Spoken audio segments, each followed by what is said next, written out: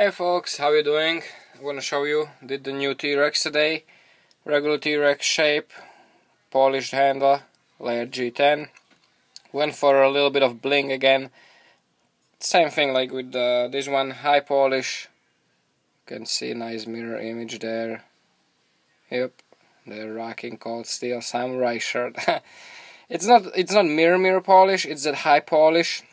If you look really up close, you can see those microscopic lines, which I don't see ever trying to really go crazy about perfect mirror polish. There is no point of it.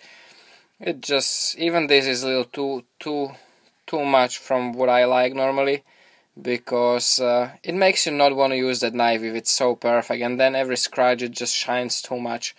But I wanted to do that little bit extra for the just to combine that look of kind of like a zombie theme of toxic green and black layer G10 and the thick, nice and thick orange liners. I like that contrast. I don't know, I think Jeff Jeff always laughs at me when I use the toxic green and orange because he said that they don't go together. I don't know, I like it, and I'm pretty sure some people do too, and I also know for sure that some people will hate it, but you know, to each his own. I like all different things. I like the natural stuff, I like the colorful stuff, and I think this goes well. The high polish blade, silver, you know, shiny, screws, removable handles, and the colorful stuff.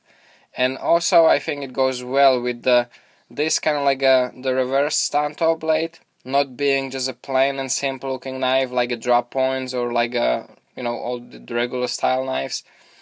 It has couple different things going on, and that's why it also, I think it suits that colorful stuff. And went back to kind of like my original theme, what I used to do a lot. I used to do a lot of this colorful stuff with the grooves on the layered stuff, you know, exposing the layers, playing with it a little bit more.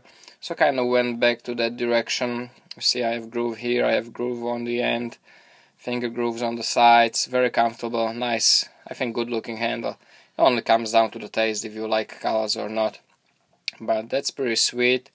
It's nice and sharp. It has something what it would almost look like a secondary bevel, but it's actually just convex, and because of the grind, the grit of the sandpaper, the 400 fresh belt, it really creates that illusion that it looks like it's secondary, like a regular big secondary edge there, bevel. But it actually isn't. It's just the way the light breaks on the edge. It's zero grind with a slight microscopic bevel done by hand on a 2000 grit. And I kind of like it. The spine is a little bit rounded off, just slightly. This isn't. This is squared off. And I think it looks cool. Also nice show that all different types, the shapes of the blade, just from that one original design. Just from this one, you have all these blades except this one. You know, you have the drop points, you have the regular T-Rex style, you have the style where you have no thumb but you have the reverse Stanto, and then you have the style where it's just like lowered. Like 4 completely different blades. They do look completely different, but they are done all from the one. I think that's the beauty of this blade, that universal design that gives me so much things to do with it, with very little work.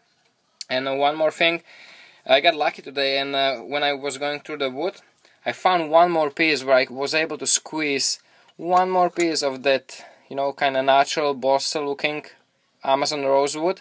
So got that ready for this one. This is the smaller puffer from Amazon rosewood. From 01 at 61 HRC.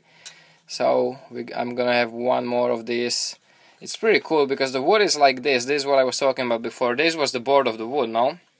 And when you cut it this way and you break it like this, and you're gonna make this, I'm gonna make this the top of the, you know, like the spine piece. It's gonna look like it's book match because these grain are perfectly aligned because they were together before. So when you cut it, on the bottom they won't look like book match, but on the top they will, and that's pretty neat. And also, I mentioned it before, now you can really see it well. You see that the grain, even though the board is cross-cut, the scales, the grain is actually on the 45-degree angle. So unlike normally on the crosscut scales, it'll be pretty weak if we were to break it this way, you know, this way. Because it's on the angle, it's gonna help a lot with the strength of the scales, which is pretty sweet, and also will give it does give it really cool look with that grain. You can see it perfectly now with kind of like an arrow type, and I do like that. So I'm gonna have one more of this with this cool looking rosewood with the natural bolsters, which a lot of you guys liked, and I liked it a lot too. It was really cool little thing going on in that wood just on its own. And it's gonna be this pretty sweet looking puffer. Yeah, let's call it puffer. That is probably the best name for it. And I think I'm gonna try like a stone wash finish on this. Acid bath with the stone wash. I think it's gonna go well with this. And I think I will do the removable handles on this as well.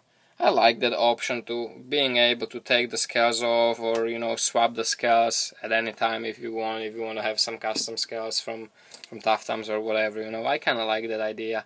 It always makes the life easier, even though it's a little more expensive to the materials. But like I said, I like it, and it a lot of depends on the material. Also, there are materials or types of wood that I wouldn't be comfortable doing it, but I think this is plenty strong with that nice liner that I don't have to worry about it breaking or cracking. So I hope you enjoyed, guys. Let me know what you think about it. Let me know if you like the colorful stuff. I do, and I know a lot of other will do. So thanks for watching, guys. Take care, stay safe, and remember, don't cut yourself.